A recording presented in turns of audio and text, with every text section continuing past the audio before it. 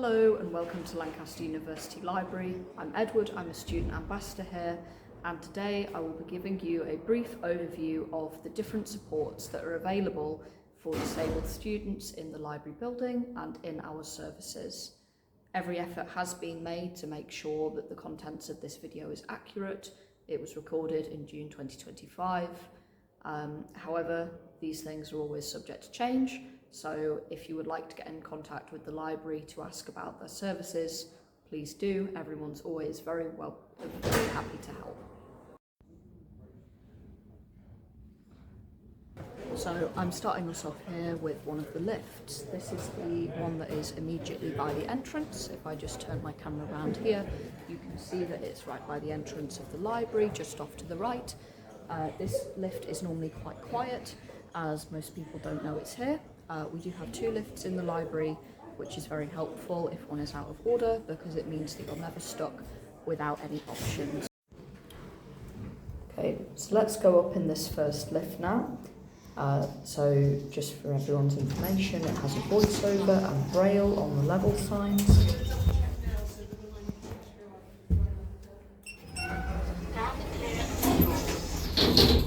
It can feel a little bit scarier than the other one, mostly because it's kind of louder and a little bit more claustrophobic. It doesn't have a mirror, but there's really nothing to worry about when using it. And we're just getting off now at seafloor, so that I can show you the way that seafloor is actually two floors. So this here is seafloor. But you will have noticed there was a C+ floor on the kind of indicator on the lift. And that's because up the stairs here is C+ floor. This upper level is accessible from both sides, which I'll show you once we go up in lift 2. So lift 2 is actually next to the toilet, so we'll just walk through the foyer to get to it now. Okay, so this is lift number 2. It's located at the back of the building. It's a little bit more high tech than the other one. So it has kind of the floor display on the top there, and it does have a mirror to help you with kind of reversing in and out of the lift. Hello, that's me in the mirror. And let's go up in the lift now. Doors closing. As you can see, it's got braille. Both of these lifts have braille on these signs. And once we're upstairs, you can see that there's a green ramp to access the upper level of C floor from lift 2, or you can use lift 1.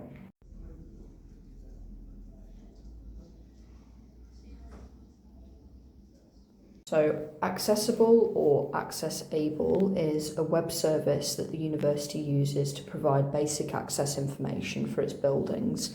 The library's page has details about staircases, entrances and toilets. If you have any concern about the kind of physical environment of the library or campus more generally, you can check AccessAble in the first instance.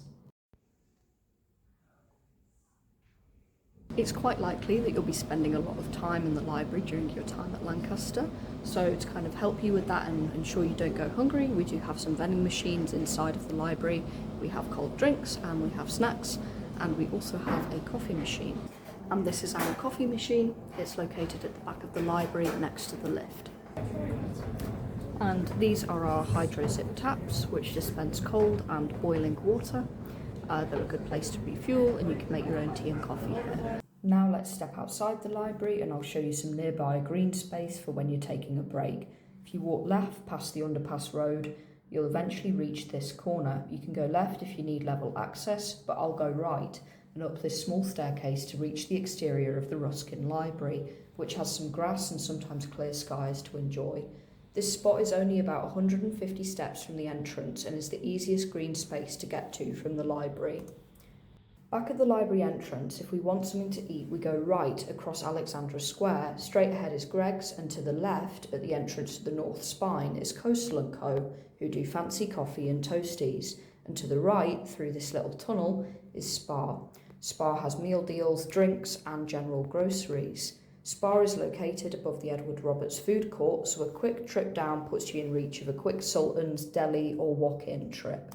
These food outlets are within about 300 steps of the library entrance. Back in the library, we'll briefly discuss toilets. All toilets in the library are unisex, meaning they can be used by anyone. They can be a bit small though. If we go to the back of the toilets, we'll find the AccessAble toilet. A floor has the largest accessible toilet with dual transfer and also a ceiling bar or hoist on rails. I don't know fully what this is because I don't use it, I'm afraid. It also has a baby change table. If you require a changing places toilet, the closest one is found in LEC, the Environment Centre, which is the next building down the south spine. Every floor has disabled toilets, but B and C floor have single side transfer and are generally smaller. So if you're in a wheelchair, you may find the A floor toilet easier to use. That was kind of a brief whistle-stop tour of some of the physical features that the library has to assist you. But we also have a team of almost 80 staff in the library, and they can help you in lots of different ways. So we're going to now go and do a little interview with Fiona Rhodes to see how she can help you if you're a disabled student studying at Lancaster. Can you tell us, who are you and what's your role in the library? So, my name is Fiona Rhodes. So, my official title is Head of Library Space and Experience. So, I look after the library building and the frontline team. What's your role in relation to students with disabilities? So, ensuring that the library is an accessible space for students to use. For everybody to use, but then also specifically for disabled students, I'm the named point of contact. So if somebody has specific issues with using the library related to their disability, I'm the person that they can. You're the first point of call. That's right. So how can students contact you? So they can do it in a variety of ways. Obviously, my contact details are on the website, so they might send me an email. It might be that they've been talking to somebody at the disability office, and they'll refer you on to me. Or it might be that you've been talking to one of the library team, working elsewhere in the library, and they'll refer you to me or contact me. What support can the library offer for disabled students? So that's a very broad question. Because everybody has different needs. So we look very much to support your individual needs. And it's a difficult question because sometimes people don't even know how we might be able to help you. So for example, there is something we call remote access. So if you have issues using our class mark system or reaching to the top shelves, or the bottom shelves, when you're actually looking for a book, we can set something up so that you can request the book through one search for collection to a specific place, so you don't have to. Our job to find the books, it's your job to use them. Of course. Do you need a kind of diagnosis or medical paperwork to access the support that the library offers? No, we don't generally ask for that. Obviously, if you've been referred from the disability office, they will potentially have seen that support, but no, we don't ask for that. What would you say is your favourite thing about your job? That's quite a difficult one. I think the favourite thing about my job is that it changes all the time. Every day is different. We can be talking to a student 1 minute and the next hour you can be, talking to somebody in facilities about unblocking the toilets or something. It's just so diverse. And that's what I like. Or you can be giving an interview. Is there anything else that you would like disabled students to know about you or the library or kind of services in general? I think the main thing is don't be afraid to ask. There's no such thing as a silly question. And what might apply to you at the start of your course, what you need partway through or at the end can be totally different. So don't think because you've not asked for something right at the beginning, you can't have it later on. It's kind of definitely can. Ongoing conversation. That's right. Just things change. Of course. Great, well thank you for your time. Students, please contact Fiona if you've got any questions or if you would like to kind of talk about the kind of services that the library has available for you. That's what she's here for. It is.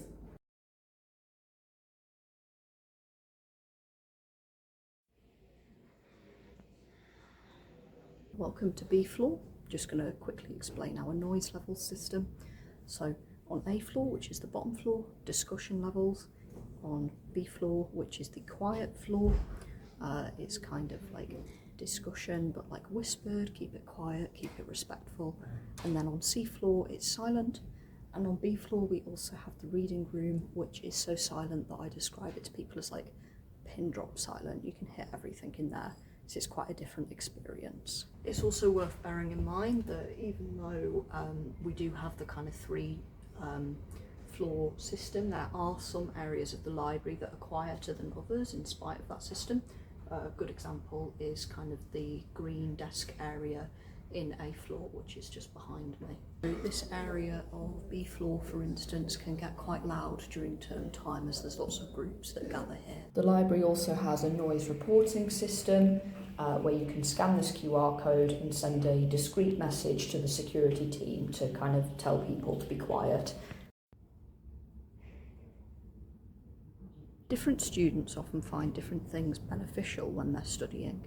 So we've got a big selection of kind of tables, chairs, sofas, kind of comfortable areas, stricter areas for you to work in the library, and I'll show you a little kind of sample of some of them that we have now. These are our sofa units. They have power beneath them and they come in groups of 4 or 6. We also have these red sofas which sometimes have power and they're a bit rarer around the library and they're bigger. We've got comfier zones like this one by the Safe Pod, which has lots of different options. We've also got green sofas. This one has our 2 portable table types next to it, which can be used with all sofas. These desks on B and C floor are very popular with a mini sofa and a table and a little booth. C floor living wall has these beautiful orange armchairs, very vibes, very scenic. B floor living wall has more communal seating and these big tables with low dividers. It also has more enclosed options like this. There's a few enclosed desks around the library like these ones hidden on A floor that have their own lamps. These desks on B floor with higher dividers, and in the reading room, which is silent against the wall, there are 7 of these low but all-encompassing grey divided desks. They feel very private. They also have painted portraits of some uni head honchos above them. We also have these individual desks that face our west-facing window, which gets lovely sunlight in the evening. That said, the lamps in here are quite bright and keep the room at a nice lighting level 24/7. Again, we have some B floor kind of grey divider options here. It's quite a white space, very studious. We're moving now to computer options. This lovely spot above the underpass has wooden panelling, but this suite on A floor is white, no distractions and lots of natural light. This one on A floor feels a bit more liminal, and this B floor area arranges the computers in a more communal shape. We also have docking stations, which can be a lifesaver if you're working on a laptop, as they encourage a more ergonomic position, and they can also double as a second screen if you're doing something complicated. These reading desks on B and C floor feel very analogue, very traditionally academic, and get lots of natural light from our atrium. They also have their own desk lamp, which can be angled in different ways and have a sliding brightness scale. These green desks on A floor have no natural light and are normally very quiet with no distractions. It gets slightly less hardcore around the corner. These grey desks are also very common, very standard across the library, but if you're craving liminal, these grey desks can be found within the shelves like this too. Some of our desks have wooden texturing rather than white surfaces, which can be a bit easier on the eyes. We also have bookable group study rooms. This one is 1:4 capacity. They come with either a whiteboard or a screen. These rooms have one glass wall and their own little light switch, so your group can sit in the dark. if you like. And that finishes off our whistle-stop tour of some of the options for seating that we have in the library. We also have 2 separate accessible study rooms which are bookable via LibCal. They are on a different page from the other group study rooms in the library, so they should always be available when you need to use them. You can use them to meet with a member of staff who is supporting you, or you can use them for independent study at quieter times. This is the interior of one of the rooms. It has 2 height adjustable desks that are operated with the manual switch, and it has a computer which is equipped with specialist software. I'll just quickly explain what I meant by a height adjustable desk. So these are throughout the library and they're marked with priority placards. This desk is the mechanical type, operated by a lever under the desk. It can go to any height pretty much. You can ask an LSA to adjust these desks for you also. They don't always have plug sockets nearby. This one has one underneath, so you may not be able to use them all day without doing a little bit of hunting for a charging point. And the mechanical type does require some use of body weight or strength to operate, so it's not suitable for all users. Here's a clearer video of me using it so you can see what I mean. It also makes a fair bit of clattering noise when adjusted, which can feel a little bit nerve-wracking in my experience. This desk is the electric type, operated by buttons. It has an electric buzz when in motion. It also has a power socket. As you can see, it goes to quite a lot of heights, but it can go really high. So for reference, I'm 5'2". These desks do sometimes break, but they're quickly repaired if reported, so don't panic.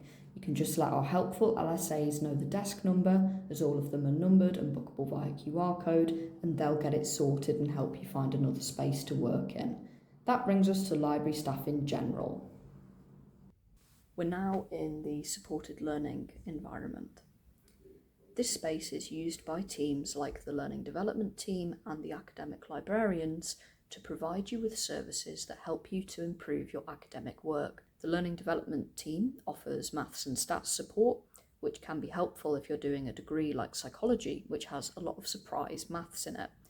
This can also be helpful for students with conditions like dyscalculia, which make maths more difficult.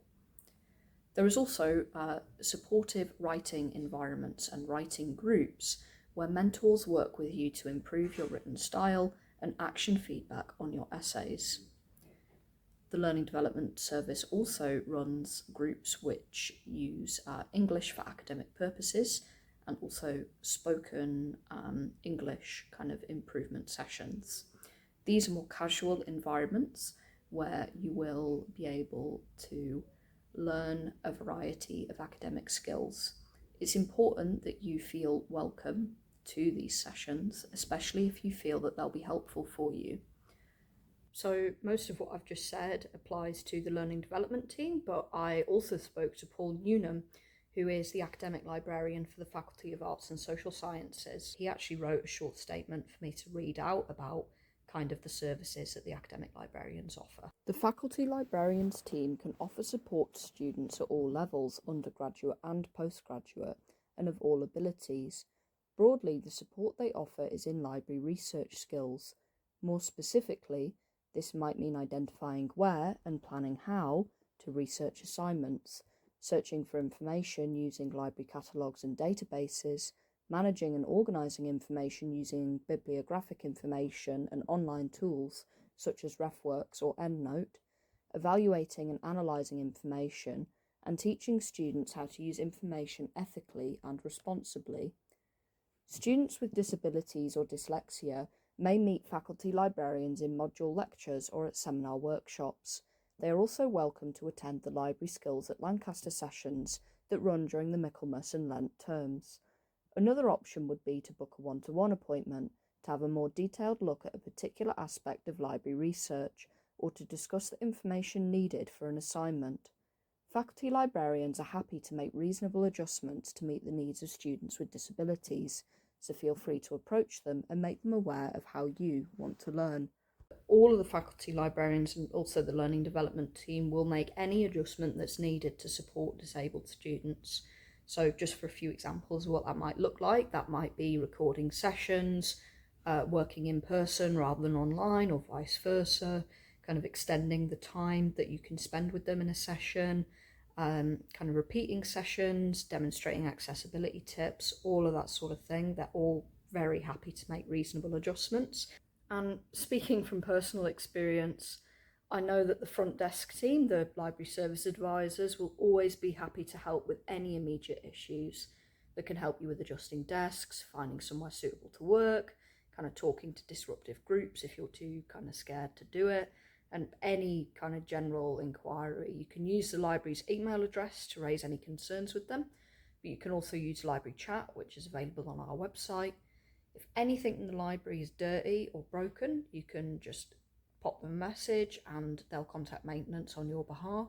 It's also important to note that if you have any feedback for the library, please email them. They're not going to hold it against you.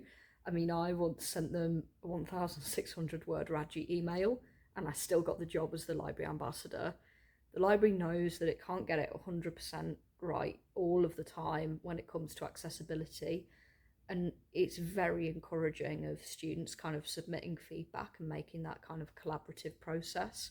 Like at the end of the day, the library is the one-stop shop for students on campus, and it's important that it works for all of us, especially those of us with disabilities. Just because the support is not specifically for disabled students doesn't mean that it can't help you.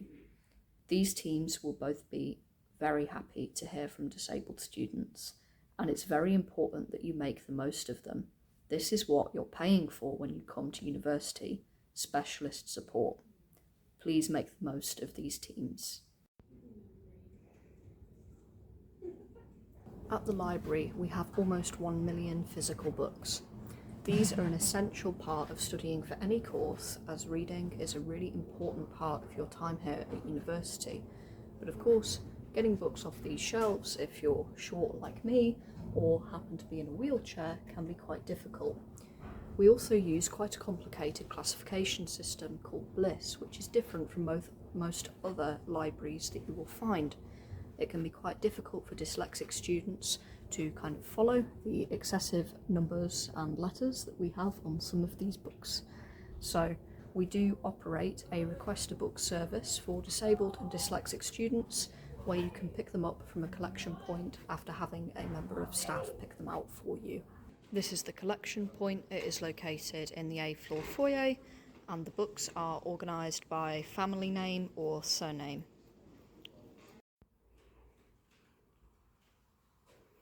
The library also has extensive wellbeing and leisure reading selections. I'm in the Feel Good Hub right now, which is where we offer lots of sort of short books to read about wellbeing. It includes poetry collections, hobby books, things about kind of walking routes and that sort of thing. In the corner over here, we also have a stand with some mental health resources on it. Obviously, we are not a leisure library, but we do have quite a lot of resources for people to unwind, and this corner even has a sort of jigsaw. We also offer on Wednesdays at the moment between the hours of 6 and 7 a free tea, coffee, hot chocolate service, which we call the Wellbeing kind of colouring cafe, where we encourage you to do some colouring in with us. This is another one of our leisure reading collections. This has fiction, non-fiction, and also a small collection of Mandarin novels. In this section, we also have some posters about Libby, which is kind of an e-book library lending service. Lots of libraries across the country offer it, so if you're registered with other libraries, you can use your kind of code for Libby and access different libraries' stock.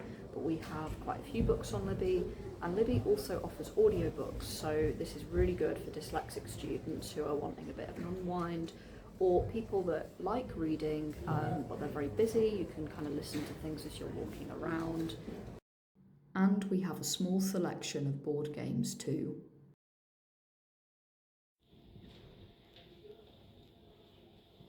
Quick fire round of things that are good to know about the library. The library has 24/7 security. These members of staff are first aid trained and very friendly if you have any problems. You can also borrow a range of stationery from the LSAs, including whiteboard pens, DVD players and colour overlays. You can borrow these exam signs too to encourage people around you to be quiet or not bother you. The library has a very simple and reasonable set of rules. No hot food, drinks must be covered, no alcohol, follow the noise levels, and that's it. Thank you so much for watching. This has been kind of an overview of all of the different accessibility options that we have in the library, but this is not a kind of exhaustive list. So if you've got any questions, any queries at all, please talk to the library team, send us an email, talk to Fiona Rhodes, and we'll work very hard to make sure that the library works as a space for you. Good luck on your degree, and we really hope that the library is useful to you.